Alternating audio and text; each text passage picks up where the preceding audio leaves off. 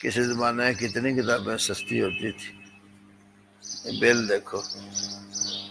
اور اب شاہ صاحب کے مکتبے میں یہ ایک شعر لکھا ہوتا تھا، میں نے وہ نوٹ کیا، اپنے مکتبے میں لگائے رکھا ہے، اب پھر لگانا ہے. الا یا مستعیرا للکتب منی، خبردار مجھ سے ادھار کتابیں مانگنے والوں. فإن اعارتی للکتب آرو، میرا کتابیں ادھار دینا نا باعث عار اور شرمندگی ہے. ومحبوبی فی الدنیا کتاب، دنیا میں میرا محبوب میری کتاب ہے. فہل ابصرت محبوبا یعار، کیا تم نے کبھی دیکھا ہے کہ محبوب کوئی کسی کو ادھار دیتا ہو؟ کیوں مولانا؟ یہ لکھنا ہے اس کے اوپر میں نوٹ کیا. اچھا جی، آج ہے جی بس نہیں بس یاداشت کے، چلو دے دو یار، اور یاداشت کی ہونی ہے اتنے پیار ہوئے.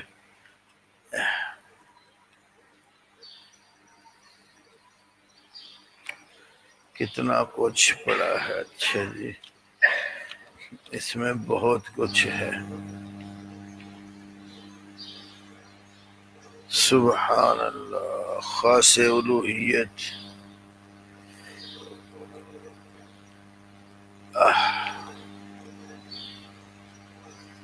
نحمده ونصلي ونسلم على رسوله الكريم.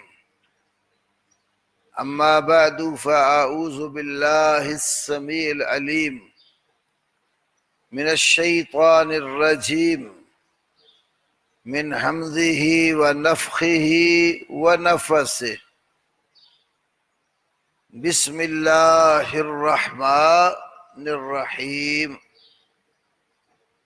اچھا، کل بڑی پرسوں تو جہاد کی بات آ گئی تھی، تفصیلی بات کچھ ہوئی.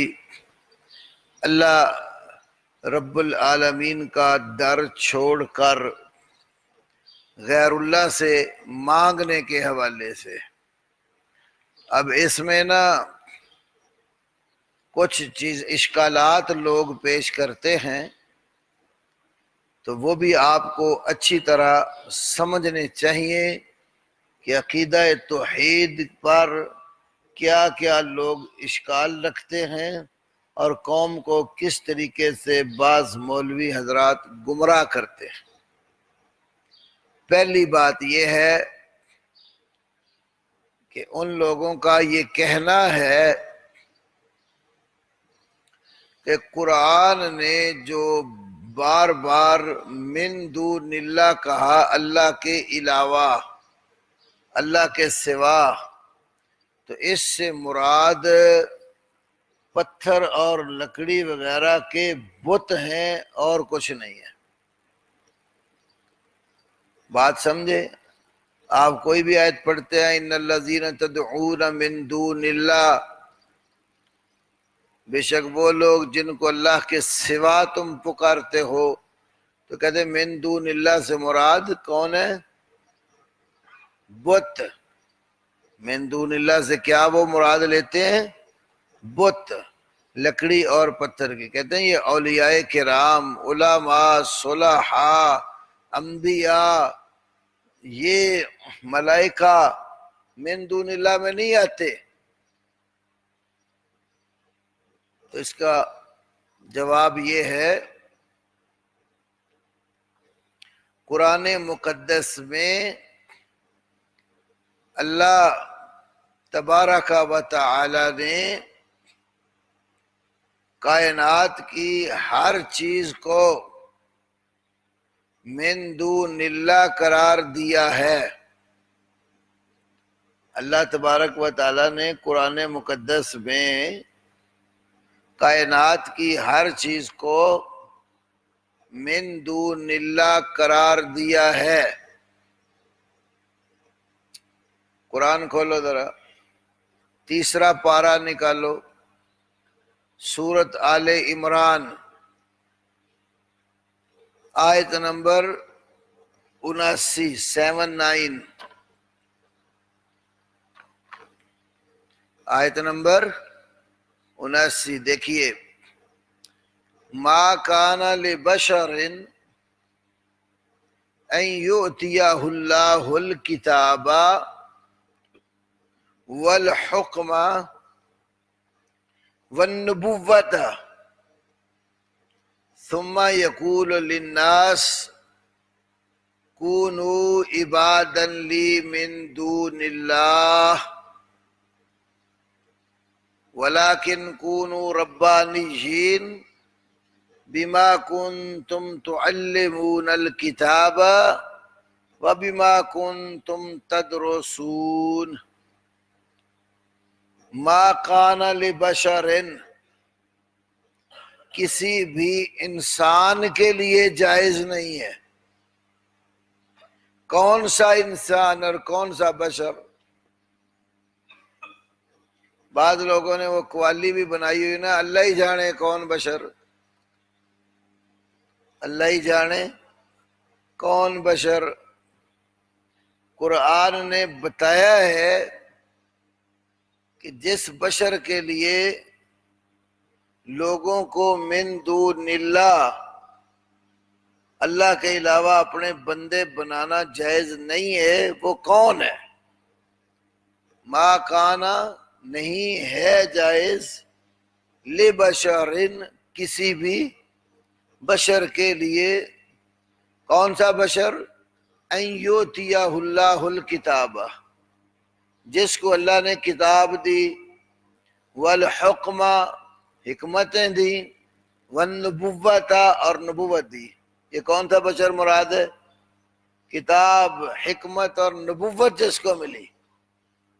معلوم ہوا کہ عام بشر نہیں ہے، اللہ کا نبی اور پیغمبر ہے، تو گویا کسی پیغمبر کے لیے بھی جائز نہیں ہے۔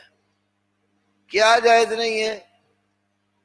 کتاب و حکمت اور نبوت ملے تو ثم یقول للناس، پھر وہ لوگوں سے کہے کونوا عبادا لی، تم میرے بندے بن جاؤ، من دون اللہ، اللہ کے سوا۔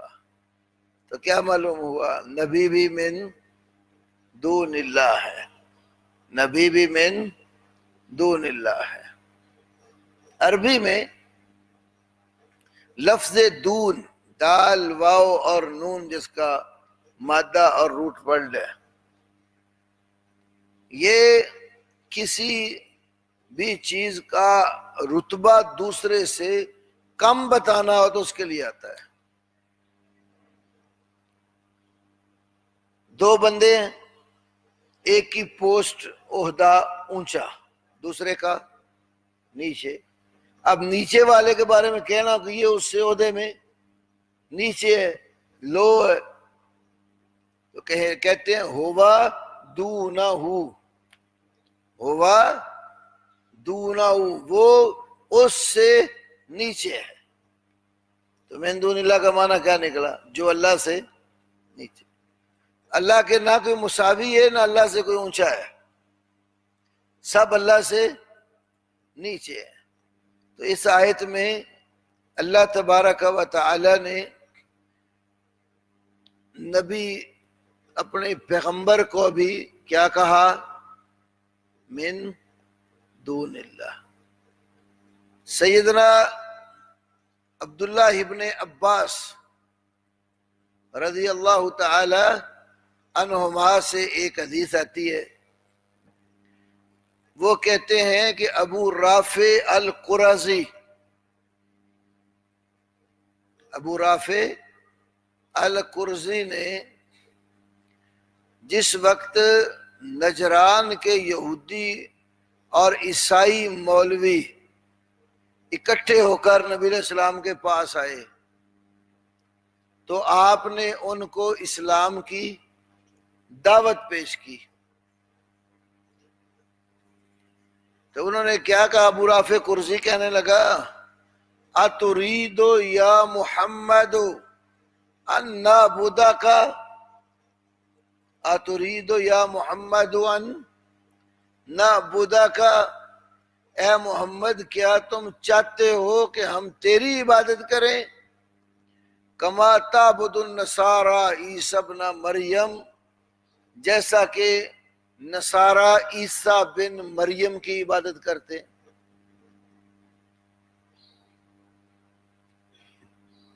فقال رجل من اہل نجران، نجران والے لوگوں میں سے ایک آدمی نے کہا،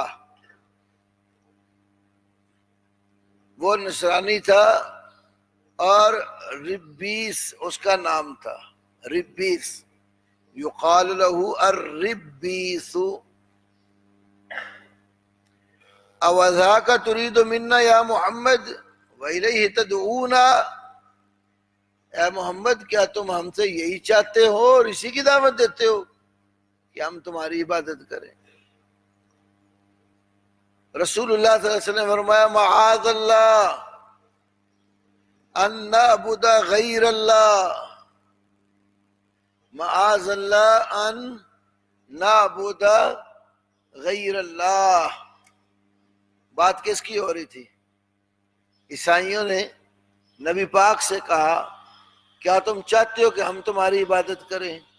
کیا فرمایا معاذ اللہ ان نعبد غیر اللہ، اللہ کی اس بات سے ہم پناہ مانگتے کہ ہم غیر اللہ کی عبادت کریں. یہ غیر اللہ سے مراد کون ہوا ہے؟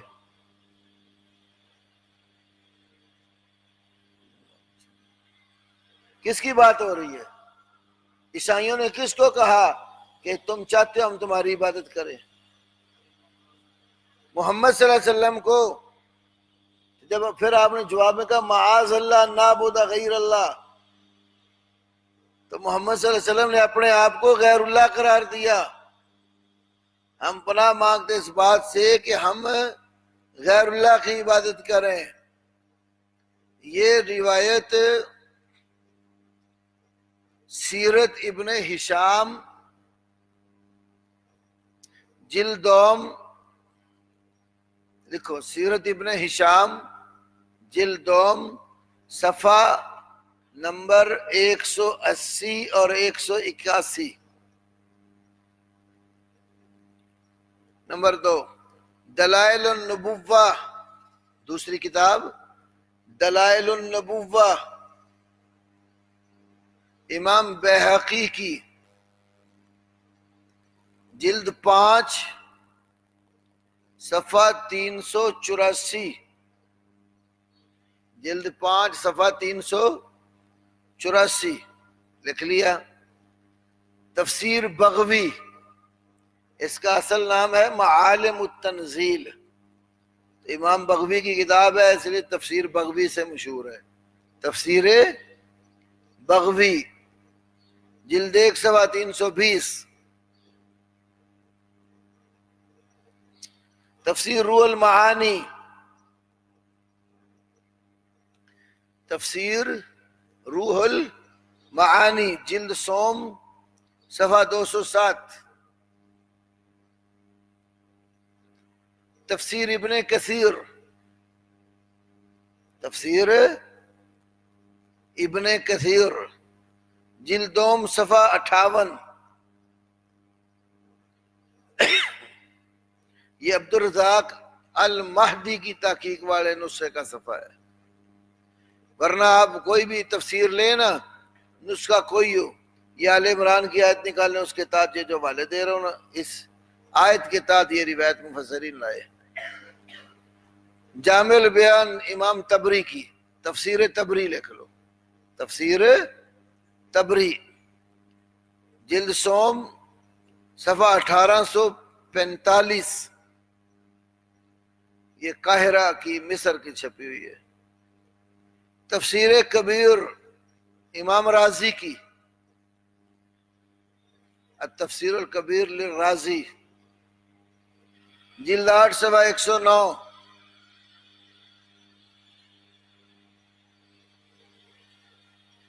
الاستیعاب فی بیان الاسباب جلد 1 صفحہ 268. آخری حوالہ لکھو، جلد 1 صفحہ 268، آخری حوالہ وہ کیا ہے؟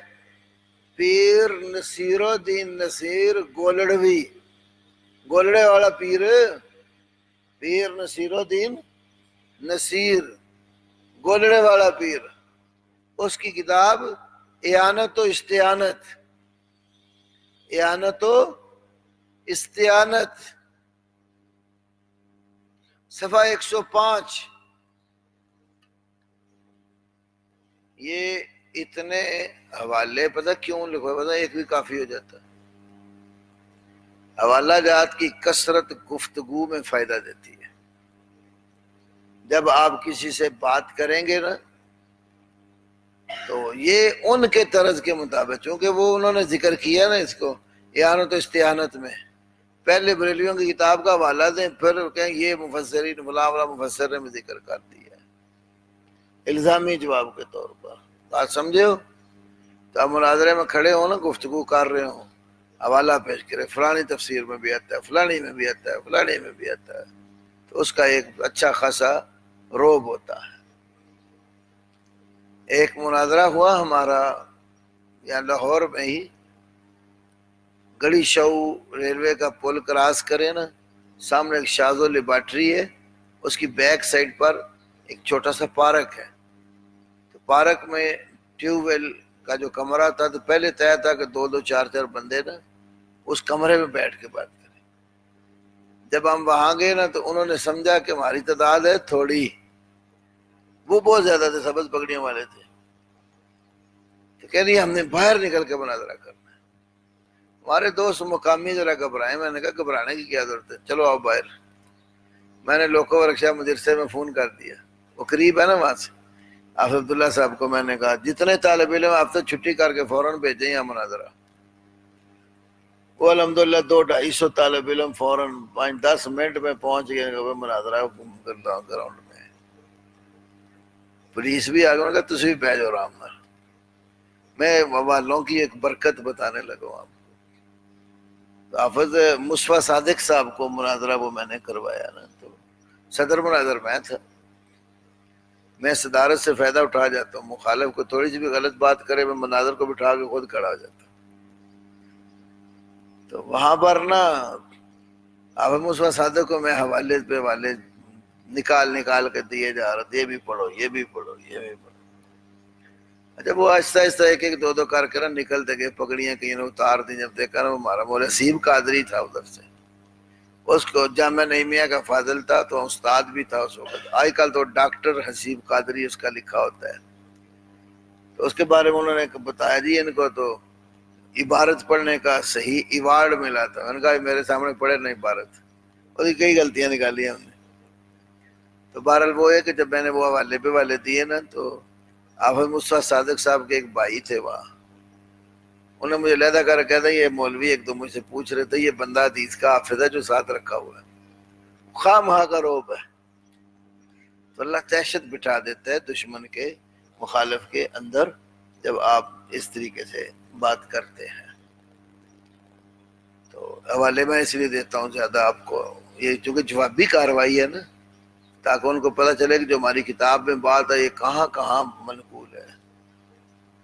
دوسری آیت کریمہ جی نکالو، سورۃ بنی اسرائیل 15واں پارہ، آیت نمبر 56 اور 57۔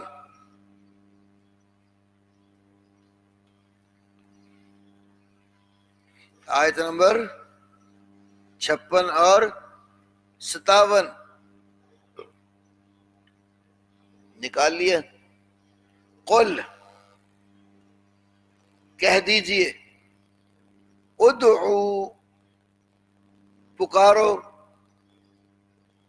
الذین زعمتم ان لوگوں کو جن کو تم نے سمجھ رکھا ہے، من دونہ ہی اللہ کے سوا، اللہ کے سوا جن کو تم نے اپنے الہ معبود سمجھ رکھا ہے نا، پکارو ان کو۔ فلا یملکون کشف الضر عنکم، فلا یملکون وہ مالک نہیں ہے، کشف الضر مشکل کشائی کرنے کے، کشف کھولنا، ضر تکلیف، تکلیف دور کرنے کے، مشکل کشائی کرنے کے وہ مالک نہیں ہے، انکم تم سے، ولا تحویلا نہ ہی وہ مشکل صورت تم سے پھیرنے والے ہیں. اولئک الذین یدعون،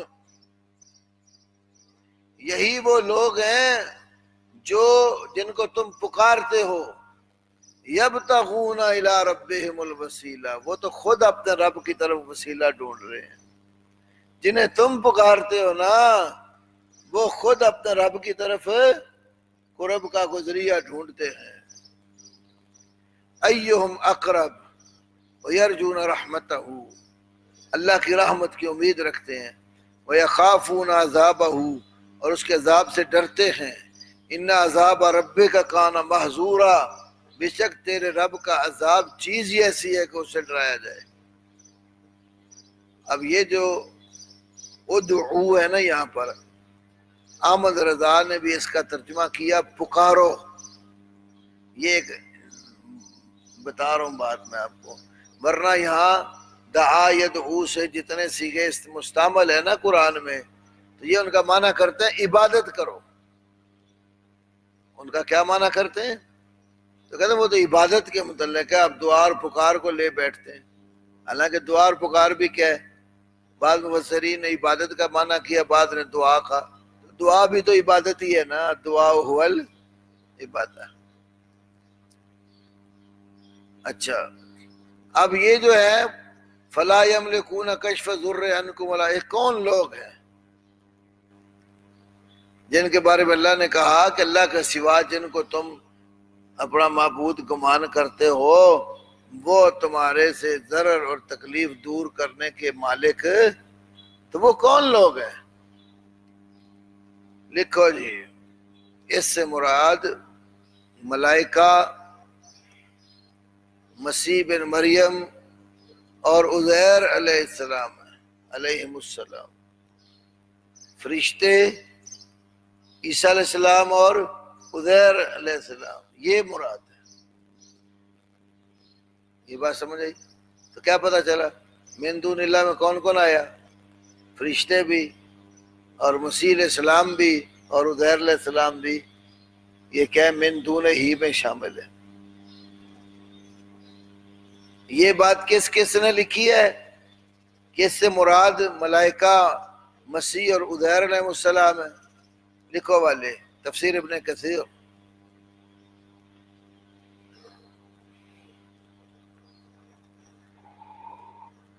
تفسیر ابن کثیر جلد سوم،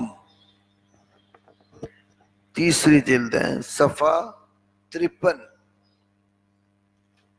جلد سوم صفحہ 53.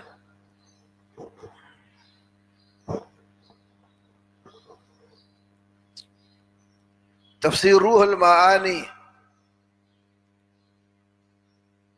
جز نمبر 15 صفحہ 97-98. روح المعانی کا کتنا جز ہے؟ 15 صفحہ 97 اور 98. تفسیر بیضاوی جلد 1 صفحہ 574. بیضاوی جلد 1 صفحہ 574. تفسیر مدارک المدارک التنزیل، تفسیر مدارک التنزیل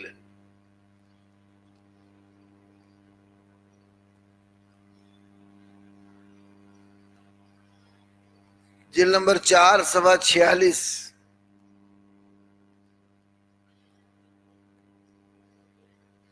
تفسیر خازن، تفسیر خازن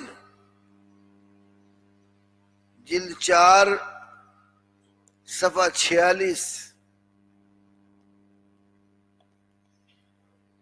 تفسیر بغوی مدارک التنزیل، انبیاء کی تفسیر ہے.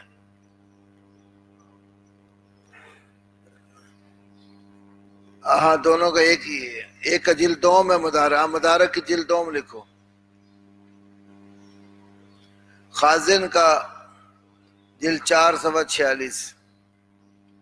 تفسیر بغوی جلد سوم صفحہ 120،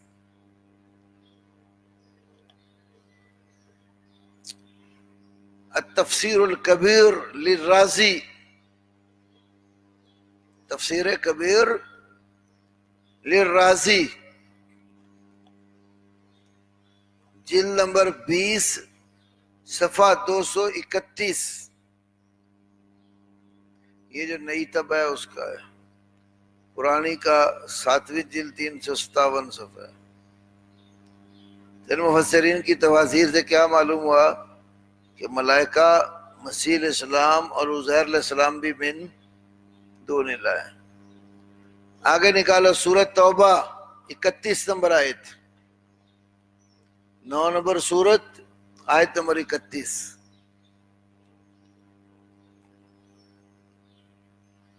نکال لی؟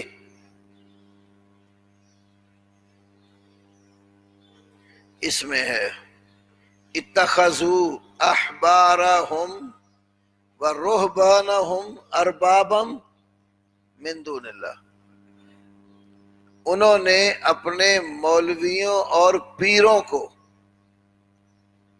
سستی، انہوں نے اپنے مولویوں اور پیروں کو رب بنایا من دون اللہ، اللہ کے سوا، مولوی بھی من دون اللہ اور پیر بھی۔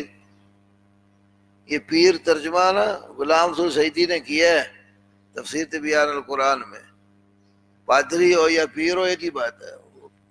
جب مسلمان جو ہے وہ اپنے درویش کو پیر کہتے ہیں، عیسائی پادری کہتے ہیں، پے دونوں کو لگتی ہے۔ اتخذوا احبارهم ورهبانهم اربابا، یہ یاد کرنی ہے جی، نوٹ کریا کرو کہ انہوں نے اپنے مولویوں اور پیروں کو اللہ کے سوا رب بنایا۔ کوئی کہے کہ بت اور پتھر مراد ہیں تو کہو بھائی احبار اور رہبان پتھر کے بت ہوتے ہیں، مولوی تھوڑے پتھر کے بت نے یا کسی درخت کی لکڑی ہے۔ مولوی بھی من دون اللہ اور پیر بھی، آگے والمسیح ابن مریم اور مسیح بن مریم بھی من دون اللہ۔ وما امروا الا لیعبدوا الہا واحدا، اور نہیں وہ حکم دیے گئے مگر اسی بات کا ایک الہ کی عبادت کرو، لا الہ الا ہو، اس کے سوا کوئی معبود برحق نہیں ہے، سبحانہ عما یشرکون، جو یہ لوگ شرک کرتے ہیں اس سے پاک اور مبرہ۔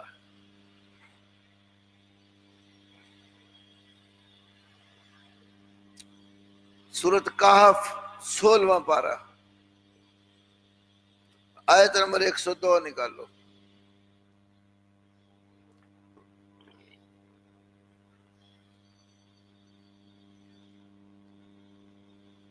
نکال لیا؟ 16واں پارہ سورۃ الکہف آیت نمبر 102، افحسب الذین کفروا،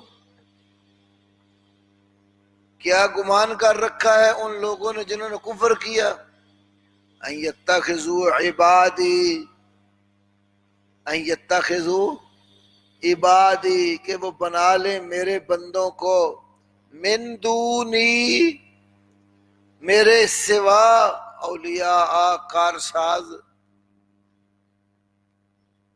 تو یہاں عبادی کو کیا فرمایا؟ من دونی، میرے بندے، میرے سوا۔ تو عباد سارے کے سارے کیا ہوئے؟ من دون اللہ، عباد۔ ایک اور آیت، نامہ پارہ سورۃ الاعراف آیت نمبر 194، نکال لی؟ ان الذین تدعون من دون اللہ عباد امثالکم، بے شک وہ ہستیاں جن کو تم اللہ کے سوا پکارتے ہو، عباد امثالکم، بندے ہیں تمہاری مثل، جیسے تم اللہ کے بندے ہو وہ بھی اللہ کے. یا عباد اللہ کو کیا فرمایا؟ من دون اللہ ان الذین تدعون من دون اللہ عباد امثالکم. تو اللہ کے سارے بندے من دون اللہ ہیں. بات سمجھ آئی کہ نہیں؟ تو یہ آیتیں آپ پیش کریں بھئی حضرت جی یہ بتاؤ ان آیتوں میں من دون اللہ سے کون مراد ہے؟ اسی طرح ایک بات وہ یہ کرتے ہیں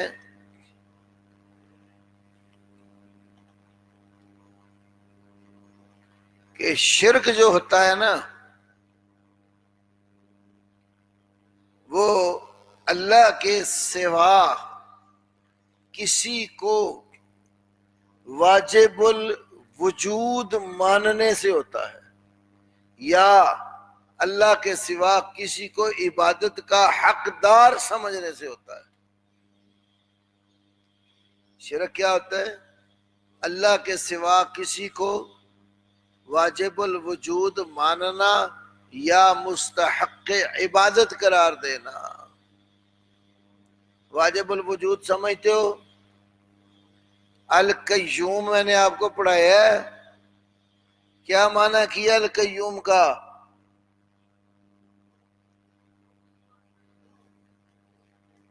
عابد. بس بھول گئے ہو نا. القیوم میں نے قیومیت کتاب اسپیشل روضہ قیومیہ منگوا کے آپ کو یہاں پڑھ کے سنائی تھی جس دن القیوم کی میں نے شرح کی تھی.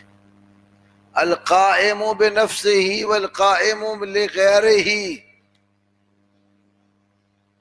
اپنی جگہ پر خود قائم ہے اور مخلوق کو قائم رکھنے والا ہے. تو اللہ کا وجود جو ہے وہ قائم ہونے میں کسی کا محتاج، یہ واجب الوجود ہستی ہے جس کا وجود جو اپنے وجود کو خود قائم رکھتا ہے. اس کا وجود کسی کے سہارے پر قائم نہیں ہے. تو جس ہستی کا وجود خود قائم ہو وہ کیا ہے؟ واجب الوجود. اور جو خود قائم ہے وہ دوسروں کو قائم رکھنے والا بھی ہے. اور جو خود اپنا وجود قائم نہیں رکھ سکتا وہ واجب الوجود، کیونکہ وہ تو کبھی عدم تھا، کچھ بھی نہیں تھا، پھر وجود ملا اس کو، پھر وہ معدوم ہو گیا. تو اللہ تعالیٰ پر ایسی صورتحال پیش نہیں آتی کوئی وقت ہو کہ اللہ تھا ہی نہیں پھر کسی نے بنایا. اس طرح چلے تو تسلسل اور دور لازم آتا. جب اس کو کیسے نے بنایا پھر اس کو کیسے نے.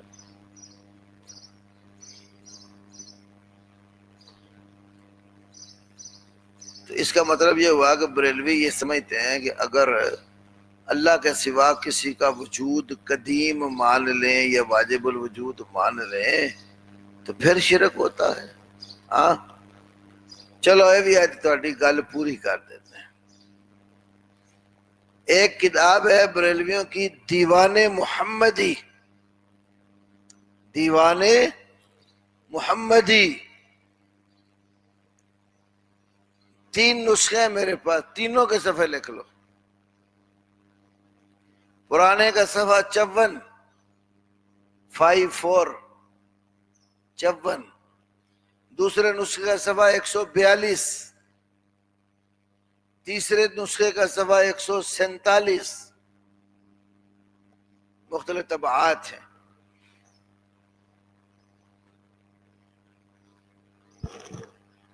لکھا ہے اس میں لکھا ہے نبی علیہ السلام کے بارے میں ظہورش حادث، ظہور آگے شین لکھو، ظہورش زوا تو زوا زوا ہا واو را اور شین، ظہورش حادث و ذاتش قدیم است. ظہورش حادث و ذاتش قدیم است. اور فارسی لکھ لیندے ہو؟ اردو آ رہی ہے، لکھو ظہورش، زوا ہا واو را اور شین. حادث، حادثہ نہیں لکھتے، ہا الف دال اور ثا. ظہورش حادث و ذاتش، ذات کے ساتھ شین ملاؤ، ذاتش قدیم است. مطلب اس کا یہ ہے کہ ان کا ظہور جو ہے وہ حادث ہے، نیا ہے. ذات رسول پاک کی قدیم ہے. تو اللہ کے سوا نبی پاک کو قدیم مانا کہ نہیں مانا؟ تو یہ اس کو جس کو تم شرک کہتے ہو، یہ شرک بھی آپ لوگوں کے اندر موجود ہے. کیوں حضور والا دیوان محمدی خواجہ غلام فرید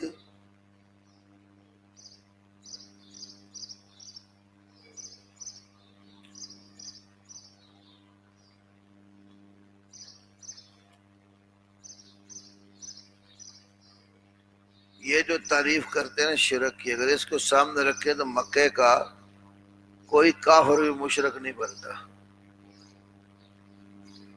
اس لیے کہ کفار مکہ بھی اللہ تبارک و تعالیٰ کے سوا کسی کے مستقل اور قدیم وجود کے قائل نہیں تھے. لکھو ذرا، امام راضی تفسیر کبیر جلد دوم صفحہ 112 پر لکھتے ہیں. امام راضی تفسیر کبیر جلد دوم صفحہ نمبر 112. یہ جو آیت ہے نا قرآن کی، فَلَا تَجْعَلُوا لِلَّهِ أَنْدَادًا وَأَنْتُمْ تَعْلَمُونَ، اس آیت کی تفسیر میں اعلم تو جان لے، اعلم تو جان لے، انہو بے شک قصہ یہ ہے، لیسا فی العالم، لیسا فی العالم احد، لیسا فی العالم احد، دنیا میں عالم میں کوئی ایک بندہ بھی ایسا نہیں ہے، یثبتو للہ شریکن، جو اللہ کے ساتھ ایسا شریک بن ثابت کرے. اعلم انہ لیس فی العالم احد یثبت للہ شریکن، جو اللہ کے لیے ایسا شریک ثابت کرے، یساویہ فی الوجود والقدرت، یساویہ فی الوجود والقدرت والعلم والحکمت. دنیا میں کوئی ایسا بندہ نہیں ہے جو اللہ کے ساتھ وجود، قدرت، علم اور حکمت میں کسی کو برابر سمجھتا ہو. ساری دنیا اللہ تعالیٰ کے وجود کو مانتی اور واجب الوجود سمجھتی ہے. قدرت، طاقت، علم، حکمت اللہ کے پاس ہے. کوئی بندہ بھی اللہ کے ساتھ وجود میں کسی کو حصے دار ثابت نہیں کرتا. وہذا، اب میں عبارت پر ترجمہ سنا دیتا ہوں، آپ نوٹ کر لینا. وہذا مما لم یوجد الی الآن، یہ وہ بات ہے، راضی کہتے ہیں ہمارے دور تک ابھی تک کوئی ایسا مشرک نہیں پایا گیا. لیکن ثانویہ، لیکن ثانویہ جو گروہ ہے، یثبتون الہین، وہ دو الہ ثابت کرتے ہیں. احدہما حلیم یفعل الخیر، دو الہوں میں سے ایک الہ حلیم ہے، حلم اور بردباری والا، جو خیر کے کام کرتا ہے. والثانی سفیہ یفعل الشر، دوسرا الہ سفیہ ہے، بے وقوف، سفیہ ہے، جو شر والے کام کرتا ہے.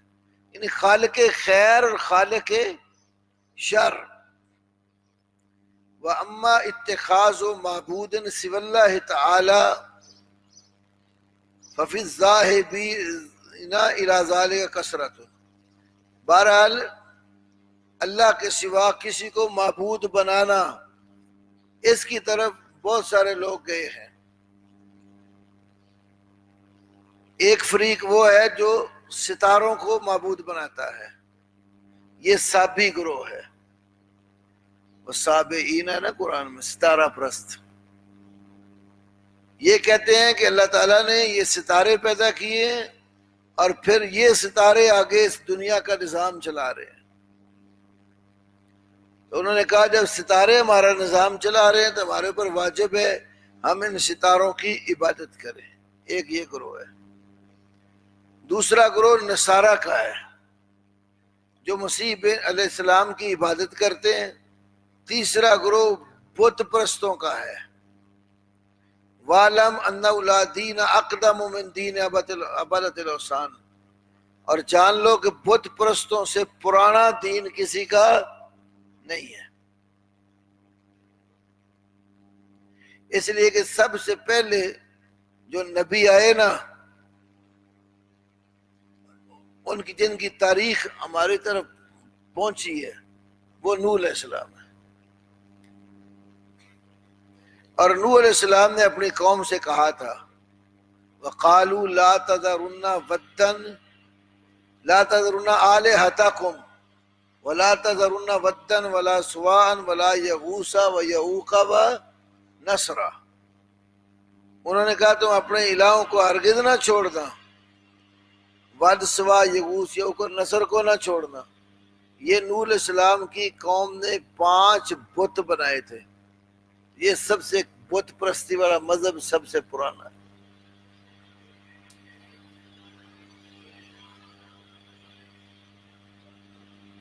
تو امام راضی کی اس عبارت نے کیا بتایا کہ دنیا میں کوئی بھی ایسا بندہ نہیں ہے جو اللہ تعالیٰ کے ساتھ اس کے وجود میں مساوی کسی کو شریک بناتا ہو.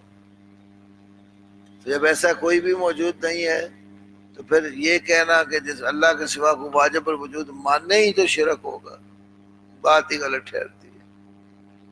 اسی طرح علامہ ابن عادل الدمشقی، ابن عادل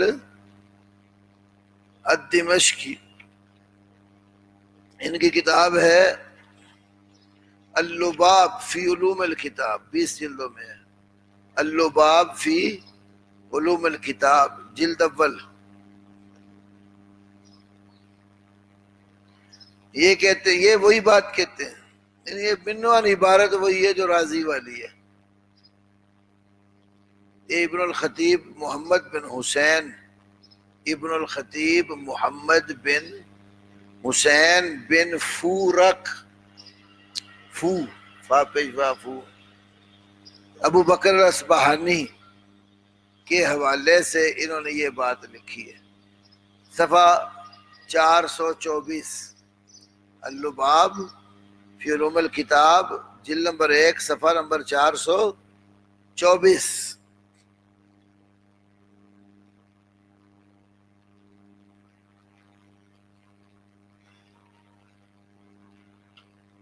اسی طرح شاہ ولی اللہ رحمہ اللہ اپنی کتاب الفوز الکبیر فی اصول التفسیر، الفوز الکبیر فی اصول التفسیر، صفحہ 20 پر لکھتے ہیں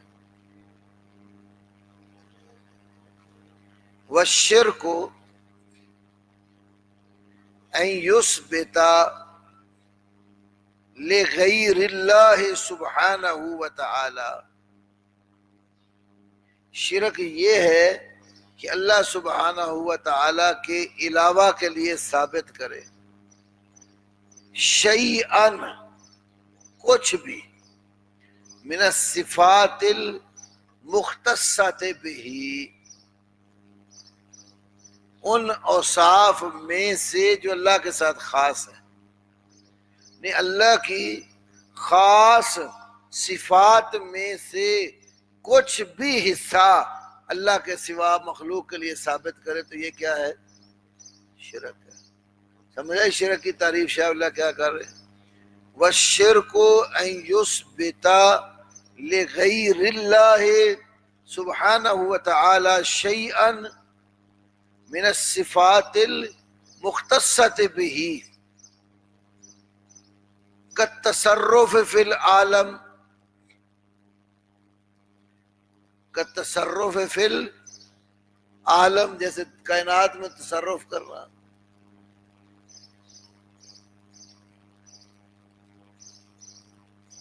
ایک کافی لمبی چوڑی عبارت ہے، میں اس کا خلاصہ اردو میں عرض کرتا ہوں۔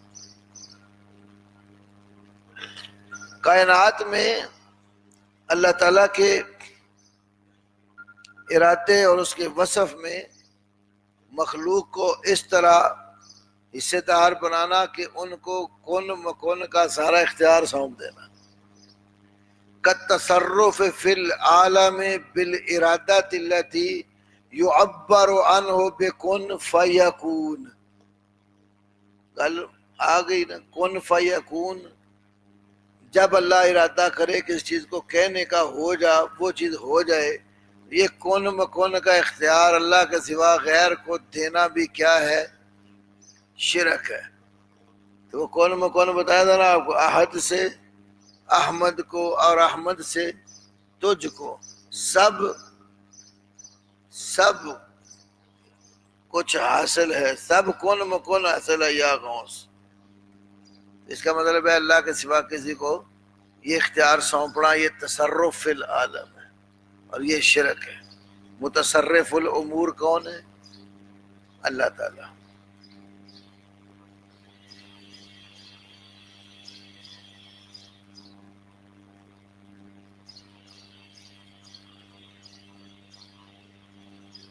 ایک ان کی اور عبارت ہے وہ بھی آپ کو بتاتا ہوں، حجت اللہ کی 218۔ ایسے ہی لکھو شاہ ولی اللہ حجت اللہ البالغہ،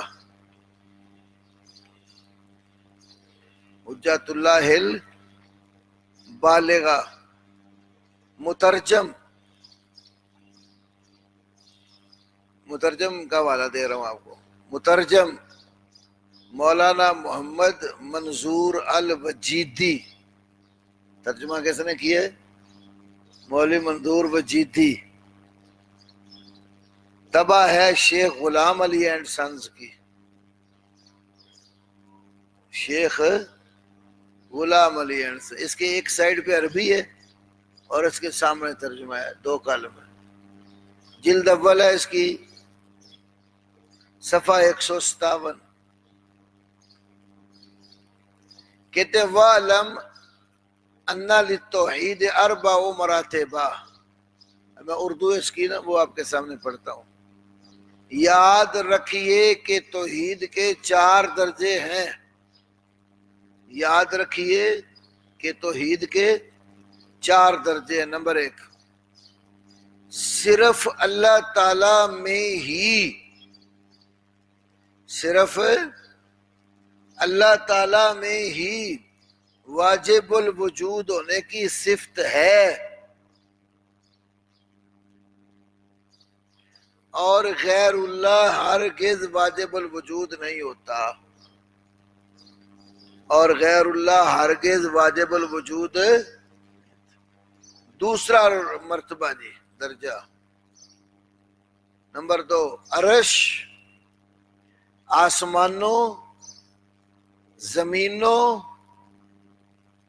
اور تمام جواہر، تمام جوہر کی جمع جواہر، جواہر کا پیدا کرنے والا صرف اللہ تعالی ہی ہے، صرف اللہ تعالی ہی ہے۔ آسمانی کتابوں نے ان 2 مراتب سے بحث نہیں کی، ایک گل بڑی قابل توجہ ہے،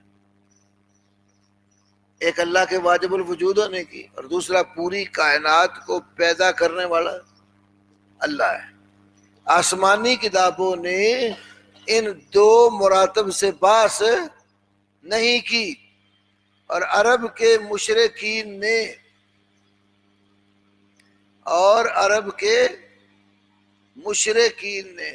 کیا ہوا، لکھتے نہیں، بندہ پڑھتے، عرب کے مشرکین نے ان کا انکار بھی نہیں کیا۔ اس پر بات تب کرتے نہیں، ایسا شرک ان میں ہوتا، ایسا شرک تو پہلی امتوں میں موجود ہی نہیں تھا۔ وہ اللہ ہی کو واجب الوجود مانتے تھے، اللہ ہی کو خالق مالک مانتے تھے۔ عرب کے مشرکین نے ان کا انکار بھی نہیں کیا۔ یہودیوں اور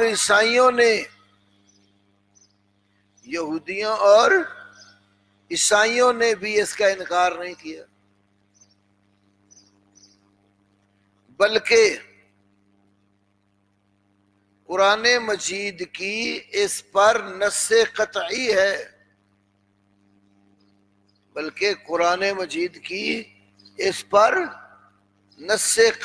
ہے، کہ ان کفار کے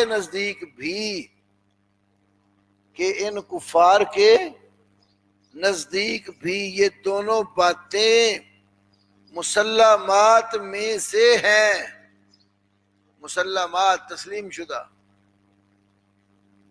بلکہ کہ ان کفار کے نزدیک بھی یہ دونوں باتیں مسلمات میں سے ہیں۔ معلوم ہوا کہ واجب الوجود ماننے کا کوئی پہلے تصور ہی نہیں تھا، تو قرآن نے پر جس کو شرک کہا، جن کو مشرک بنایا، وہ کون لوگ ہیں، کیسا وہ شرک تھا۔ تیسرا مرتبہ، آسمان و زمین اور ان میں ہر چیز کا مدبر، تدبیر اور انتظام کرنے والا، ہر چیز کا مدبر صرف اللہ تعالیٰ ہے۔ چوتھا، اللہ تعالیٰ ہی عبادت کیے جانے کا مستحق ہے، اللہ تعالیٰ ہی عبادت کیے جانے کا مستحق ہے۔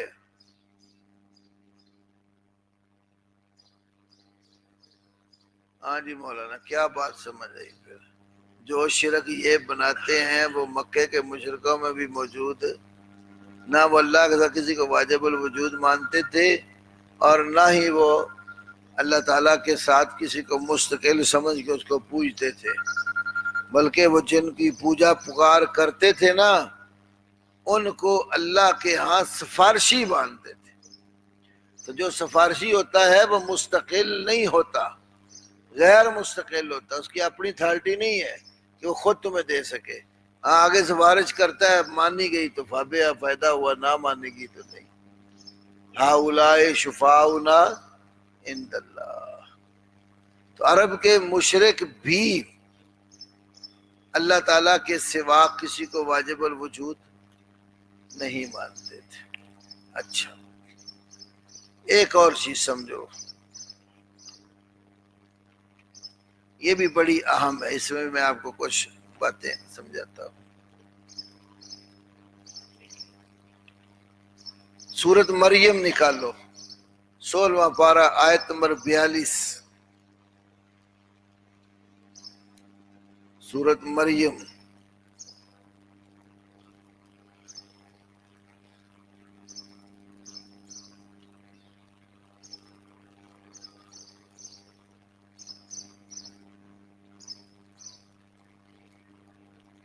نکال لیا؟ ابراہیم علیہ السلام اپنے باپ سے کہتے ہیں، اذ قال لأبیہ یا ابتی لم تعبد ما لا يسمع ولا يبصر ولا يغني عنك شیئا۔ خطیب صاحب آپ کے لیے بہت زبردست آئے تھے، اس پہ ذرا غور کریں. جو میں اس پر نکات ابھی آپ کو بتاؤں گا نا، آپ 8-10 تقریریں اس پر کر سکتے ہیں.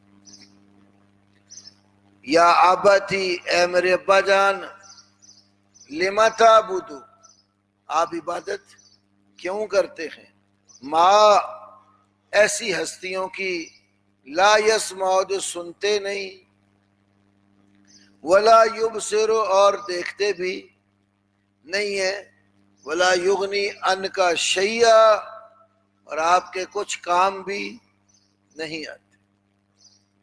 شرک کرنے والا بندہ اللہ کے سوا جس کو پوجتا اور پکارتا ہے، ایک تو اس کے بارے میں یہ نظریہ رکھتا ہے کہ وہ جہاں سے بھی پکاروں سنتا ہے، ہم یہاں پہ پڑھے وہ وہاں پہ سنے، ان کی سماعت پہ. ما لا یسمع، ابراہیم نفی کر رہے ہیں سنتے نہیں. تو مشرک کیا سمجھتے تھے، وہ سنتے ہیں. نمبر 2، ولا یبصر، دیکھتے نہیں. تو ان کا عقیدہ کیا تھا، ہر جگہ سے ہمیں دیکھتے ہیں. ولا یغنی عنک شیئا، تیرے کچھ کام نہیں آئیں گے. تو مشرک سمجھتا جس کو میں پکارتا ہوں، پوجتا ہوں، یہ میری مشکل حل کرنے پر بھی قادر ہے، کام آتا ہے. تو جن لوگوں نے بھی شرک کیا، جن لوگوں نے بھی شرک کیا، تو انہوں نے اللہ کے سوا جس ہستی کو بھی پوجا پکارا، اس کے بارے میں ایک عقیدہ رکھا کہ وہ ہماری ہر وقت سنتا ہے، ہمارے حالات سے واقف ہے اور دیکھتا ہے، اور ہماری مشکل حل کرنے پر بھی قادر ہے. یہ بات سمجھ آئی؟ اس آیت سے معلوم ہو رہا ہے نا، یہاں ایک جملہ معترضہ کے طور پر وہ کہتے ہیں اس میں، یا ابتی لم تعبد ما لا یسمع، ما کہتے ہیں ما غیر ذوی العقول کے لیے ہوتا ہے. اس میں عقل والے آتے ہی نہیں، یہ تو بت مراد ہے. ما سمجھ آئی غلطی؟ پھانے ٹھوک جواب دیں، بولتی بند ہو جائے. مولانا یاد رکھو، ما جیسے غیر ذوی العقول کے لیے مستعمل ہے، ذوی العقول کے لیے بھی مستعمل ہے. پڑھو قرآن کی آیت سورۃ النساء، فَانْكِحُوا مَا طَابَ لَكُم مِّنَ النِّسَاءِ، فَانْكِحُوا مَا، نکاح کرو ان سے، ما طَابَ لَكُم، جو تمہیں اچھی لگیں عورتوں میں سے. تو ما، اگر ما غیر ذوی العقول کے لیے ہی ہے تو نکاح کس سے کرنا ہے، غیر ذوی العقول سے. کیوں مولانا؟ ہے نا ٹھیک نا جواب؟ اللہ اکبر. تو یہ غیر اللہ سے جو مدد مانگتے ہیں، استمداد غیر اللہ کے لیے کتنے کام مانتے ہیں، علم، سمع یا بصر، اور قدرت.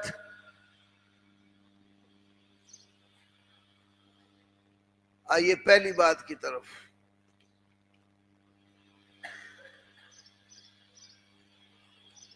کہ وہ جانتے ہیں، اس کا مطلب ہے اگر اللہ کے سوا کسی کو پوری کائنات کا علم کلی نہ ہو تو وہ ہماری مدد کرنے کے قابل. صحیح بخاری، صحیح بخاری کتاب الجنائز، صحیح بخاری کتاب الجنائز، باب الصلاۃ علی القبر، باب الصلاۃ علی القبر بعد ما یدفن، میت کے قبر میں دفن ہونے کے بعد اس پر نماز پڑھنا. قبر پر جنازہ، الصلاۃ علی القبر بعد ما یدفن، حدیث نمبر 1337، حدیث نمبر 1337۔ ابو ہریرہ رضی اللہ تعالی عنہ کہتے ہیں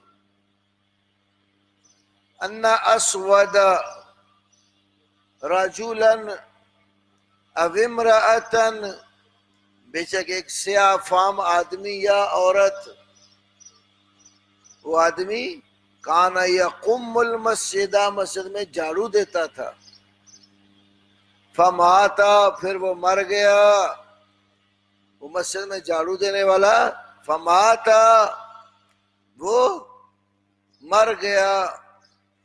کہاں جھاڑو دیتا تھا؟ کس مسجد میں؟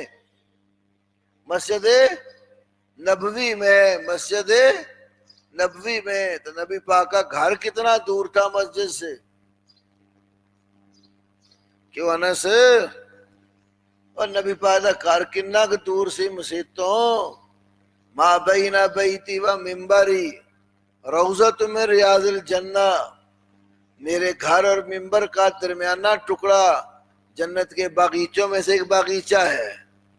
ادھر سمجھو محراب ہے آپ کی، اور اتنے ہی فاصلے پر جو یہ کمرہ ہے، 7 حجرہ شریف ہے، وہ لائن میں حجرے تھے، گھر تھے آپ کے ازواج، تو کنا کہ دور ہویا؟ قریب ہی تھا نا۔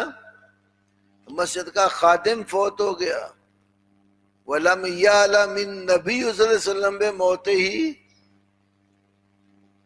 وَلَمْ يَعْلَمِ النَّبِيُّ صلی اللہ علیہ وسلم بے، اس کی موت کا نبی پاک کو علم نہ ہوا، تو کیا پتہ چلا؟ جب تک اللہ خبر نہ دے، قریب بھی بندہ کوئی مر جائے تو پتہ نہیں لگتا۔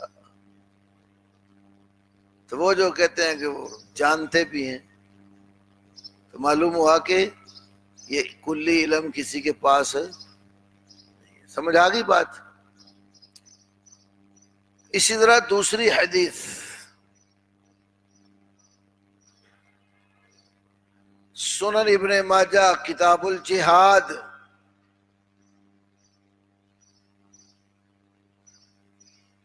سنن ابن ماجہ کتاب الجہاد، حدیث نمبر 2869، 2869۔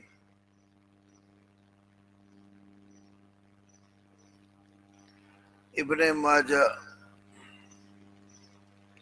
2869، حضرت جابر رضی اللہ تعالی عنہ سے روایت ہے، انہوں نے کہا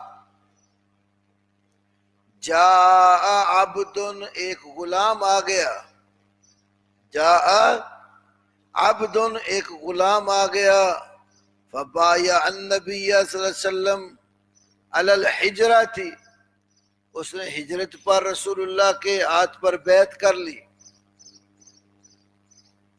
وَلَمْ يَشْعُرْ النَّبِيُّ صلی اللہ علیہ وسلم أَنَّهُ عَبْدٌ، نبی پاک کو اس بات کا شعور نہ ہوا کہ یہ کیا ہے؟ غلام ہے، عبد ہے۔ وَجَاءَ سَيِّدُهُ يُرِيدُهُ، پیچھے اس کا سردار آ گیا، وہ اس کا ارادہ رکھتا تھا،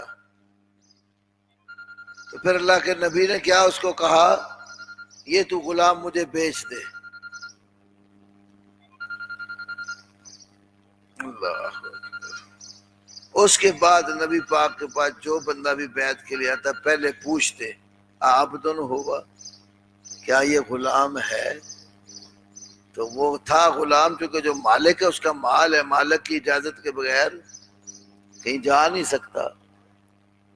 تو اللہ کے نبی صلی اللہ علیہ وسلم کو اس کی موت کا شعور، اس کے غلام ہونے کا شعور نہ، پتہ نہیں لگا کہ غلام ہے کیا ذات ہے۔ جب اللہ کے نبی کو یہ معلوم نہیں ہوا تو کسی اور کو کیسے معلوم ہوگا؟ اس کے دوسرے والے لکھو، ترمذی شریف حدیث نمبر 1229 اور 1596، مسند احمد، مسند احمد جلد نمبر 23، وہ 52 جلد والا نسخہ، جلد نمبر 23 صفحہ 99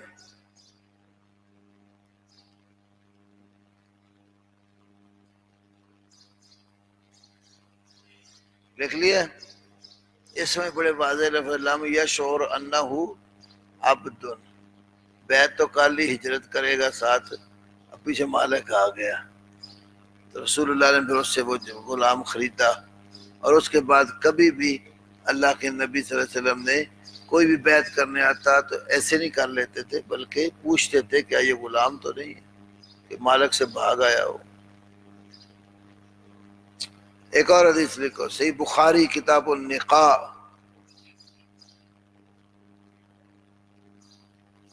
صحیح بخاری کتاب النکاح،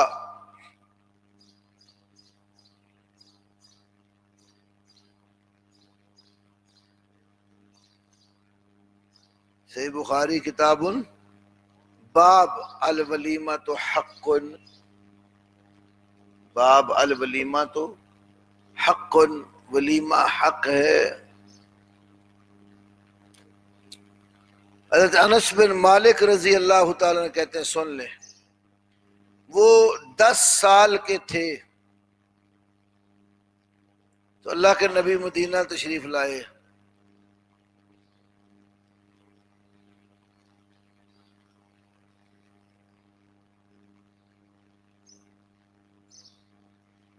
تو ہمیشہ امہات المومنین رسول اللہ صلی اللہ علیہ وسلم کی خدمت کرتی تھیں، تو کہتے ہیں میں نے بھی 10 سال خدمت کی۔ جب اللہ کے نبی فوت ہوئے تو میری عمر 20 سال ہو گئی۔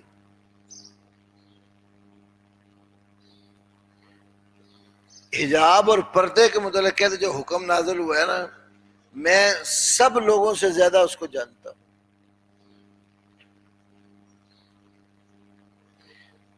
سب سے پہلی دفعہ جب حکم نازل ہوا نا حجاب کا، تو نبی پاک نے شادی کی تھی اس وقت زینب بنت جاش کے ساتھ، تو اللہ کے نبی صلی اللہ علیہ وسلم جب اپنے گھر سے اپنی اہلیہ کو مل کر نکلے تو گھر کے آگے پردہ لٹکایا، کہتے میں سمجھ گیا کہ پردے کا حکم آ گیا۔ اب اللہ کے نبی صلی اللہ علیہ وسلم نے صحابہ کو کھانے کی، ولیمے کی دعوت دی، وہ پہلے ہی آ گئے ٹائم سے کہ اللہ کے نبی کے پاس بیٹھ کر چلو باتیں کریں گے، انس تھا، پیار تھا، تو محبت میں اٹھ کر پہلے ہی آ گئے، تو بیٹھے رہے اللہ کے نبی کے پاس، بڑی دیر بیٹھے رہے۔ اب اٹھ کے جانے کو ان کا بھی جی نہیں چاہتا تھا، اور اللہ کے نبی بھی نہیں کہہ سکتے تھے مہمانوں کو جاؤ کارو ان کو سامنے بھی بہن دیو کٹھیا، کیوں مولانا دلہن ادھر انتظار کر رہی ہے، اور اللہ کے نبی صلی اللہ علیہ وسلم کے پاس صحابہ کرام آ کر بیٹھ گئے۔ تو کہتے ہیں کہ نبی صلی اللہ علیہ وسلم اٹھ کر نا گھر چلے گئے، جب واپس آئے نا تو لفظ ہے ثم ظن انہم خرجوا، ثم ظن انہم خرجوا، ظن یظنوں کے بعد ان یا انا آئے نا تو یقین کا معنی ہوتا ہے۔ راغب اصفہانی نے مفردات القرآن میں یہ قاعدہ لکھا ہے، ظن یظنوں کے بعد ان حمزہ زبر نون ان یا انا آ جائے تو معنی کیا کرتے ہیں؟ یقین۔ ثم ظن انہم خرجوا، پھر آپ کو یقین ہو گیا کہ وہ چلے گئے ہوں گے، کہتے ہیں فرجا ورجعت معہ، نبی پاک واپس آئے تو میں بھی آپ کے ساتھ واپس آیا۔ اللہ اکبر، حتی اذا دخل علی زینب، یہاں تک کہ آپ حضرت بی بی زینب کے پاس جب داخل ہوئے، فاذا ہم جلوس، کیا دیکھتے ہیں اچانک صحابہ تو ابھی تک بیٹھے ہوئے، لم یقوموا، یہ اٹھ کر گئے بھی نہیں۔ پھر اللہ کے نبی واپس چلے گئے، میں بھی ساتھ چلا گیا۔ جب عائشہ کے حجرے کی چوکھٹ پر آپ پہنچے، پھر آپ نے سمجھا کہ یہ چلے گئے ہوں گے، وَظَنَّ أَنَّهُمْ خَرَجُوا، پھر اللہ کے نبی واپس لوٹے، میں بھی ساتھ لوٹا، اس وقت صحابہ نے محسوس کر لیا تو بھی اٹھ کر چلے گئے. تو اللہ کے نبی نے میرے اور اپنے درمیان ستر اور پردہ لگا دیا. تو بڑے جو تھے تو خادم تھے تو پردہ لگا دیا. اس سے کیا معلوم اگر اللہ کے نبی کو ہر چیز کا پتہ ہوتا تو یہ یقین کر کے آئے جب کہ چلے گئے ہوں گے تو وہ پتہ لگا اٹھ گئے، لیکن وہ وہیں بیٹھے ہوئے تھے. کلی علم اللہ نے کسی کو نہیں دیا. چوتھی دلیل آپ لکھ سکتے ہیں، طبقات ابن سعد میں تفصیلی واقعہ ہے، جلد 2 میں صفحہ 97 ہے. آپ نے بے شمار دفعہ سنا بھی ہوگا، کتابوں میں پڑھا بھی ہوگا، بیت رضوان کا. افواہ پھیلا دی کہ عثمان قتل ہو گئے. تو آپ صلی اللہ علیہ وسلم نے سارے مسلمانوں کو اکٹھا کر کے بیعت لی، کہا کہ جب تک عثمان کے خون کا بدلہ نہیں لیں گے واپس. اگر سب کچھ جانتے ہوتے تو یہ پتہ ہونا تھا کہ ان کو تو کچھ بھی نہیں ہوا. یہ بیعت رضوان والا واقعہ بھی اس پر دلالت کرتا ہے. بخاری میں 4750 نمبر حدیث، واقعہ افک 750، واقعہ افک، جھوٹ منہ باندھنا. حضرت عائشہ جب نبی علیہ السلام کے ساتھ سفر میں گئی تھی نا واقعہ غزوہ بنو مصطلق کو، تو راستے میں پڑاؤ ڈالا تو حاجت کے لیے نکل گئی، تو قافلہ نکل گیا تو وہاں بیٹھ گئی. تو پھر وہ منافقوں نے پراپوگنڈا کیا، جو پیچھے صفوان بن معطل تھے وہ آپ کو اونٹنی پر بٹھا کر اللہ کے نبی کے پاس لے آئے. اتنا پراپوگنڈا کیا کہ عائشہ کا صفوان کا آپس میں کوئی ناجائز تعلق ہے. تو اللہ کے نبی کو اس پورے قصے کی صورتحال کا پتہ لگا، پھر اللہ نے وحی اتاری. اسی طرح صحیح بخاری میں ایک قصہ ہے. آپ نے فرمایا کہ میں انما انا بشر، میں ایک انسان ہوں، میرے پاس بعض اوقات لوگ جھگڑا کیس لے کر آ جاتے ہیں. ایک بندہ زبان کا زیادہ تیز ہے اور دوسرا نہیں. تو زبان کا تیز ہے وہ اپنے بیان میں اپنی طرف سے دلائل دے کر مجھ سے اپنے حق میں فیصلہ کروا لیتا ہے. تو میں اس کے حق میں اگر فیصلہ لکھ دوں انما اقطع له قطعة من النار، میں اس کو آگ کا ٹکڑا کاٹ کے دے رہا ہوں. اسے کیا معلوم ہوا کہ اللہ کا نبی اگر ہر چیز جانتے ہوتے تو کوئی زبان کا جتنا بھی تیز ہوتا تو آپ کہہ رہے تیزی نہ دکھا، مجھے پتہ ہے تو مجرم ہے. بس ایسا نہیں ہے. اس طرح کے بہت سارے حدیث نمبر واقع ہے اس کا 7181 صحیح بخاری میں 7181.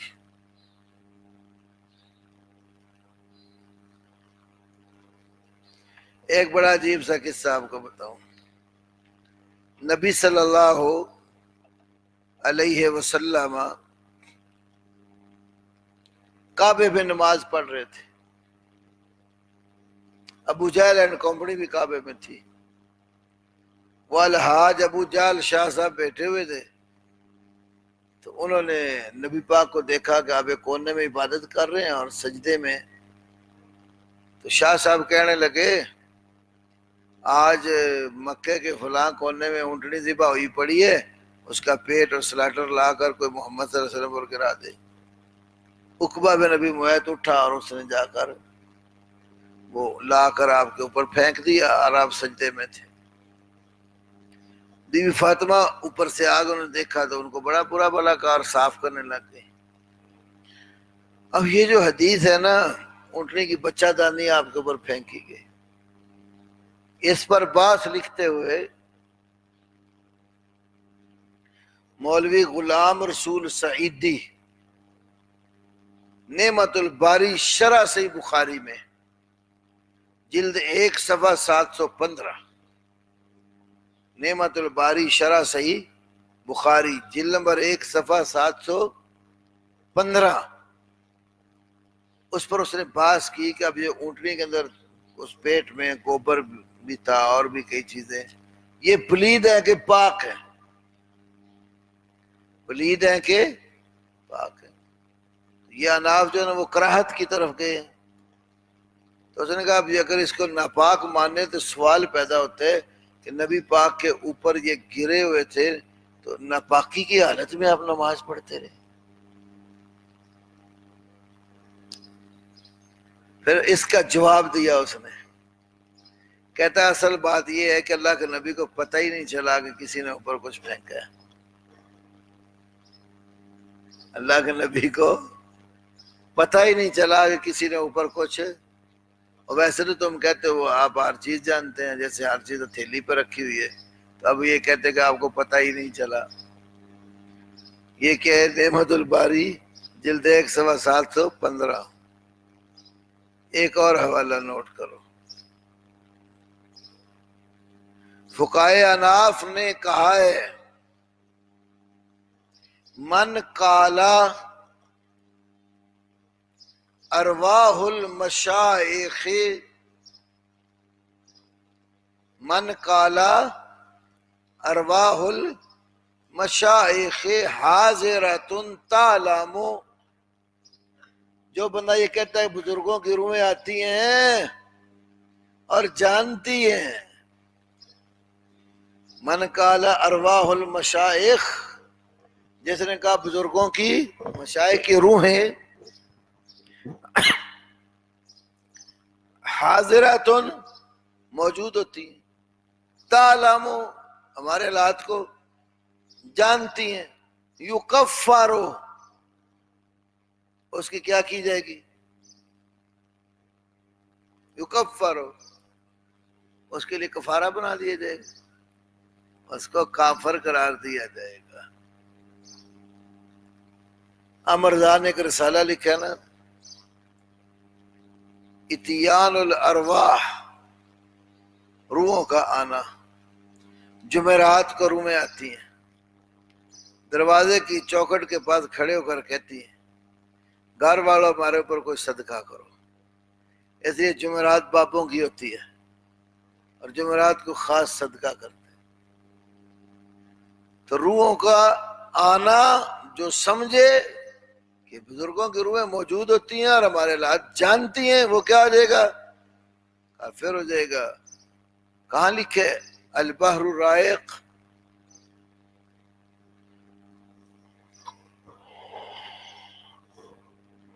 البحر الرائق جلد 5 صفحہ 125، فتاوی بزازیہ، فتاوی بزازیہ صفحہ 326، فتاوی بزازیہ صفحہ 300، مجموعہ فتاوی مولوی عبدالعلی لکھنوی کا مجموعہ فتاوی جلد 1 صفحہ 35 اور جلد 3 صفحہ 5، 35/1 اور 5/3۔ یہ چند ایک حوالے میں نے آپ کو دیے، علم پر بہت کچھ ہے، جس سے کیا معلوم جب اللہ کے نبی کو ہماری ہر حالت کا پتہ نہیں تھا اور کسی کو کیا پتہ ہو سکتا ہے۔ یہ کیا کرتے ہیں؟ دربار کے پاس سے گزرے سویرے سویرے دور سے ہی سلام بابے کو کر دیتے ہیں، جیسے بابا اس کو دیکھ رہا ہے اور اس کے حالات جانتا ہے، اور ہم یہاں پہ پڑھے وہ وہاں پہ سنے، کہتے ہیں اتو گل کریے تو نبی پاک مدینے ہی سن دے رہے۔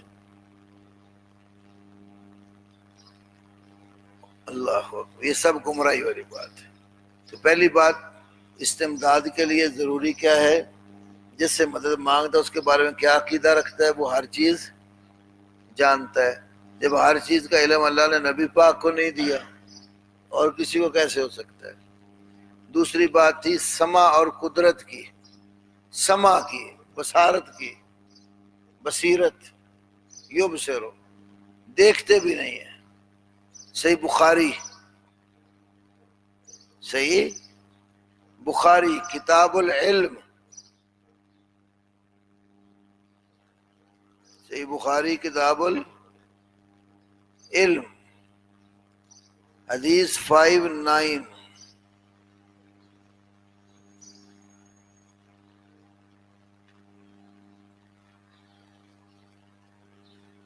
دیکھ لیا؟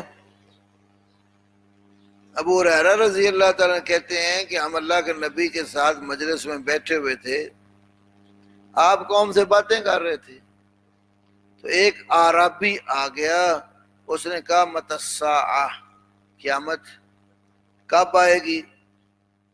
فمضى رسول اللہ سے یحدث، اللہ کے نبی باتیں کرتے رہے، کوئی دھیان نہ کیا اس کی طرف۔ فقال بعض القوم سمع ما قال فکرہ، بعض صحابہ کہنے لگے سمع ما قال، جو اس نے کہا ہے نا اللہ کے نبی نے سن لیا ہے، فکرہ ما قال، جو کچھ اس نے کہا اللہ کے نبی نے اس کو ناپسند کیا۔ وقال بعضهم بل لم يسمع، بعض صحابہ نے کیا کہا آپ نے سنا نہیں ہے۔ حتی اذا قضا حدیثہ قال، جب بات پوری کر لی تو پھر آپ نے فرمایا این السائل، سائل کہاں ہے؟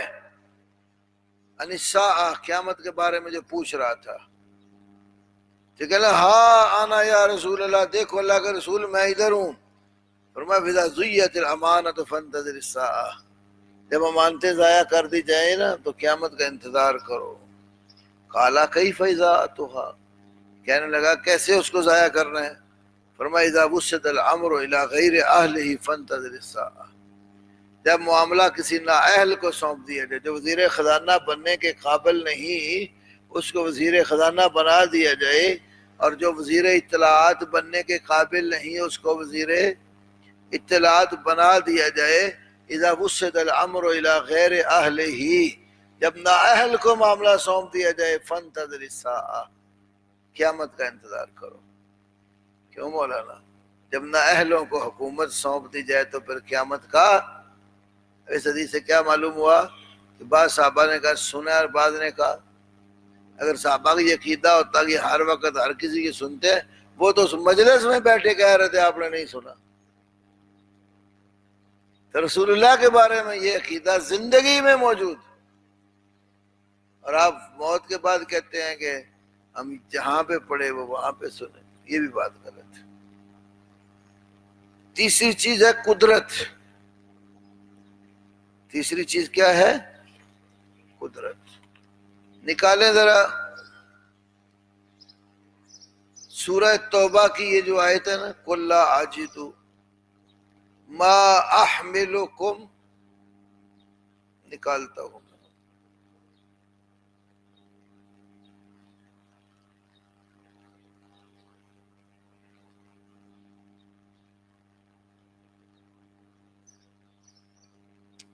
بانوے نمبر ہے سورہ توبہ۔ اللہ نے نا کچھ ایسے لوگوں کا ذکر کیا جو جہاد سے کسی سبب سے پیچھے رہ جاتے ہیں، تو فرمایا وَلَا عَلَى الَّذِينَ، نہ ان لوگوں پر کوئی حرج ہے، اذا ما اتوک، جب وہ آپ کے پاس تمہارے پاس آ جائیں، اور کیا کر کے لتحملہم، تاکہ آپ ان کو سواری دیں جہاد پر جانے کے لیے۔ وہ لوگ جو آپ کے پاس آئے اور آپ سے کیا مانگی؟ سواری۔ قلتا، آپ نے ان سے کہہ دیا لا اجد ما احملکم، لا اجد ما احملکم علیہ، جس پر میں تمہیں سوار کروں ویسی سواری میں کوئی نہیں پاتا۔ تولو، وہ صحابہ منہ پھیر کر چلے جاتے ہیں، وَآیُنُهُمْ تَفِیضُ مِنَ الدَّمْعِ، ان کی آنکھوں سے آنسو بہہ رہے ہوتے ہیں، حزناً، غم کی وجہ سے، اللہ یجدوا ما ينفقون، کہ انہوں نے وہ کوئی چیز نہیں پائی جس کو وہ اللہ کی راہ میں خرچ کر سکے۔ صحابہ بھی بے اختیار اور اللہ کے پیغمبر بھی۔ اگر آپ کے پاس ہر چیز کی قدرت ہوتی تو صحابہ سواری مانگنے آئے تو کہا میرے پاس تو کوئی سواری نہیں ہے۔ جو مختار کل ہوتا ہے اس کے خزانے میں کبھی کمی نہیں ہوتی۔ بات سمجھے ہو؟ یہ آیت ہے، اس کی تفسیر آپ بڑی بڑی کتابوں میں دیکھ سکتے ہیں، کچھ حوالے لکھ لیں۔ آپ کو پتا ہے نا، یہ دیوبندی یا بریلوی ہمارے بھائی کہتے ہیں کہ ہم ماتریدی ہیں عقیدے میں، ابو منصور ماتریدی۔ لکھو ماتریدی کی تفسیر، تعویلات و اہل سنہ۔ کیا تفسیر ہے؟ تعویلات و اہل سنہ۔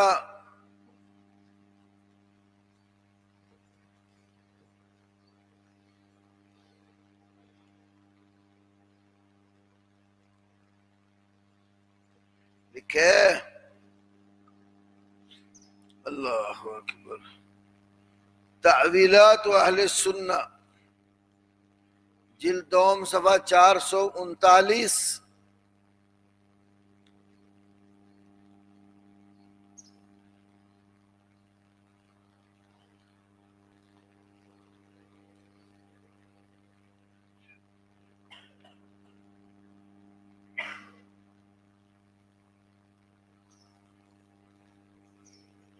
ابن ماجہ، اللہ اکبر، بہقی،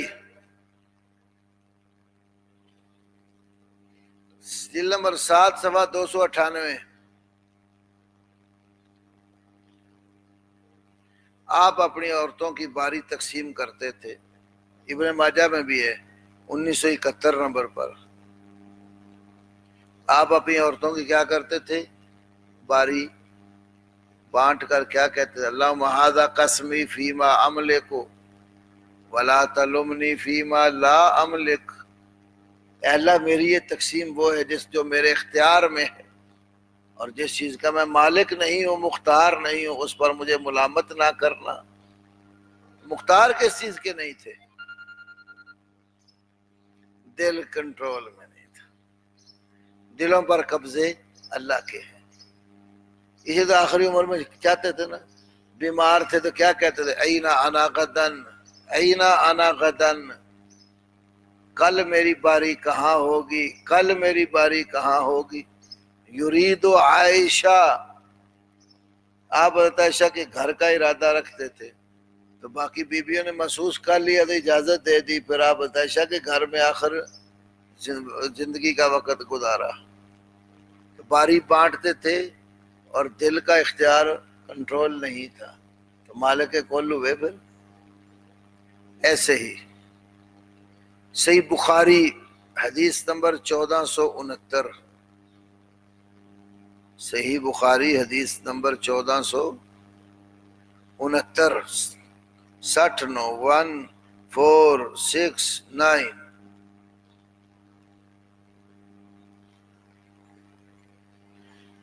حدیث یہ ہے کہ ابو سعید خدری رضی اللہ تعالیٰ عنہ کہتے ہیں،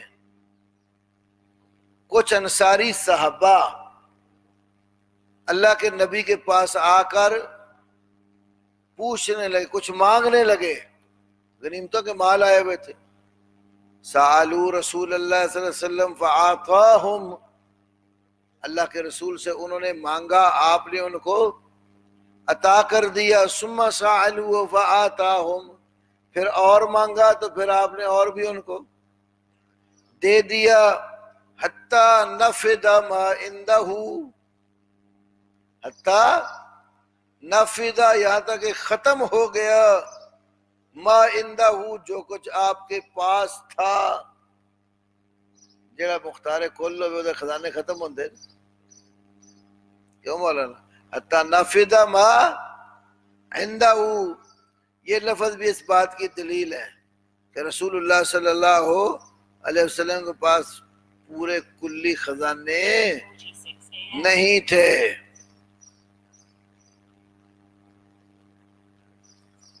اللہ نے کل کائنات کا مالک مختار نہیں بنایا تھا۔ کتنے دفعہ ہو جائے۔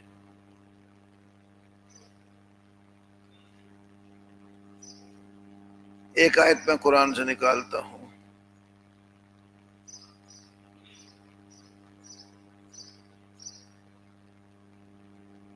سورہ نحل آیت نمبر 96، ما عندکم ینفد، جو کوئی تمہارے پاس ہے وہ کیا ہوتا ہے؟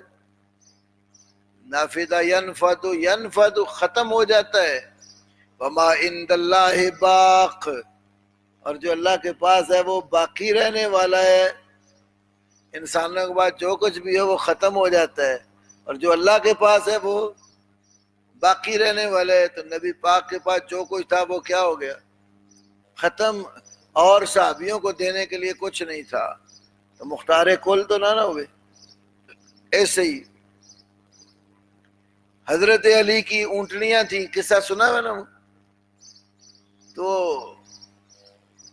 ایک دفعہ ابھی شراب حرام نہیں ہوئی تھی نا، تو حضرت امیر حمزہ ایک جگہ پر بیٹھے شراب پی رہے تھے، تو حضرت علی نے آ کر رسول اللہ کو بتایا، تو دیکھا، بتایا کیا کہ وہ ایک دو گلوکارائیں بھی تھیں، انہوں نے اپنے گانے گا کے تو اپنے شعروں میں امیر حمزہ کو ابھارا اس بات پر کہ علی کی اونٹنیاں تھیں کوہان والی، بڑی خوبصورت اور بہترین۔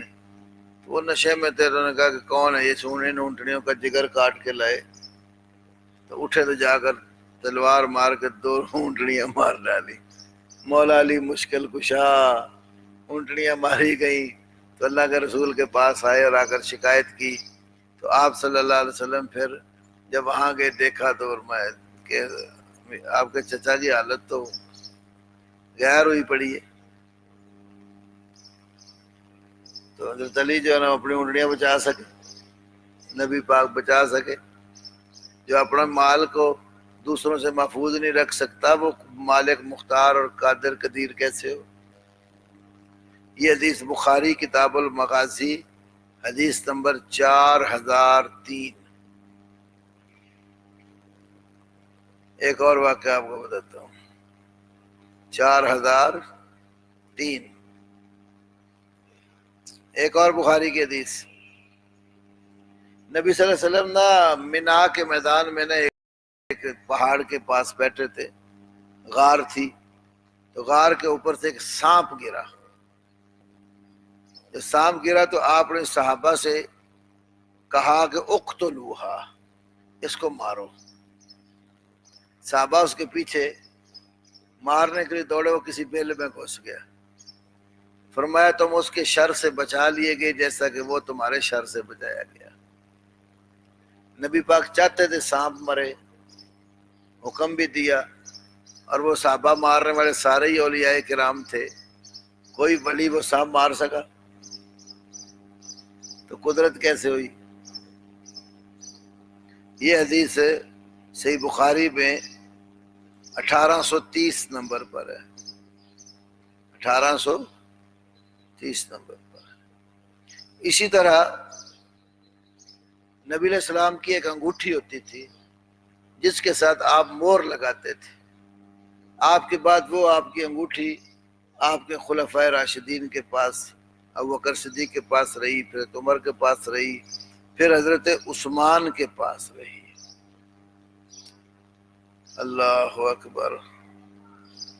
نافع کہتے ہیں کہ وہ انگوٹھی وفی ید عثمان 6 سنین من عملہ، 6 سال تک حضرت عثمان کے ہاتھ میں رہی۔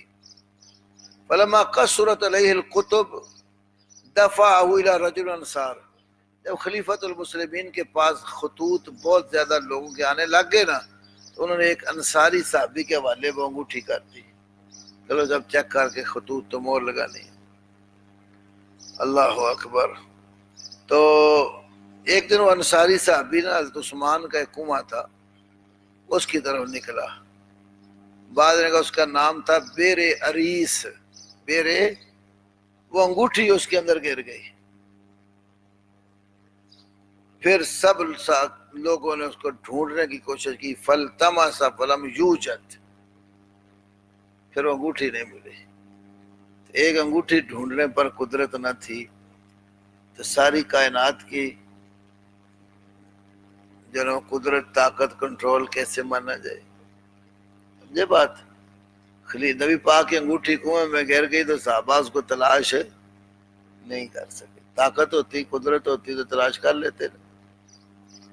تو اس طرح کے بہت سارے دلائل ہیں جس سے معلوم ہوتا ہے کہ اللہ تعالیٰ نے کامل قدرت کسی کو بھی عطا، ہر وقت ہر کسی کی کون سنتا ہے؟